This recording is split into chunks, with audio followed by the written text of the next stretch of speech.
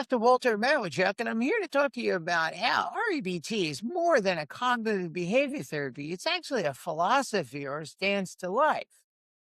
Unlike other cognitive behavior therapies, REBT is rooted in philosophy, particularly Stoic philosophy, and as a consequence, is broadly applicable to life's dilemmas, whether it be problems at work, problems at home, or even death. REBT can help you cultivate unconditional acceptance of life, of other people, and of yourself.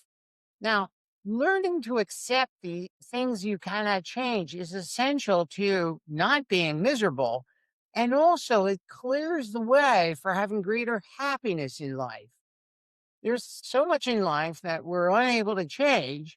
And try as we might, we either have the choice of being miserable or we can accept and move forward.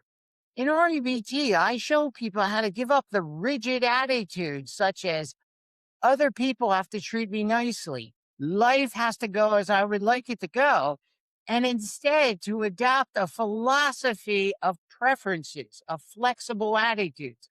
I really want other people to treat me nicely, but they're human. They're fallible humans who are going to act the way they want to act, not the way I want them to act. So we're not just targeting a cognition, an attitude, we're also encouraging you to adopt a philosophical stance towards other people, that they're fallible, that they can't be influenced easily. And when we can influence them, they still may go back to doing what they want, not what's better or what we want.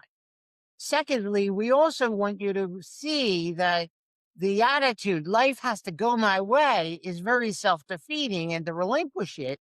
But then we want you to adopt a philosophical stance that whatever happens in life happens. We can try to prevent it in advance of it happening. But once all the conditions are right for an unfortunate event to occur, we're left with tolerating it, accepting it. And finally, the same with ourselves. We may work real hard to try to change aspects of ourselves, but at the end of the day, there are some things that we may be unable to change about ourselves. And therefore, we're going to have to accept ourselves with our strengths and our weaknesses.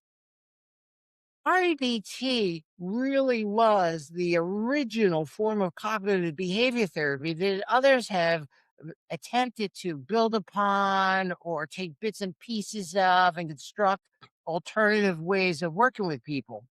But in my view, it's the whole package of REBT, the system of ideas that make REBT such a powerful psychotherapy and a philosophy of life. So I encourage you to apply it broadly, not just to coping with your emotions, but also changing your self defeating behavior and then working to have greater enjoyment and fulfillment in life.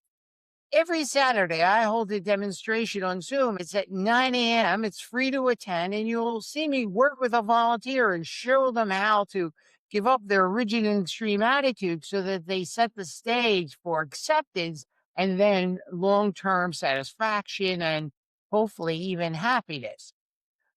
You can get your link by writing to me at rebtdoctor@gmail.com, and I'll send you the link. You can also go to my website, rebtdoctor.com, and see the videos and audios that are found there, and hopefully come to appreciate that REBT is more than a psychotherapy, a cognitive behavior therapy.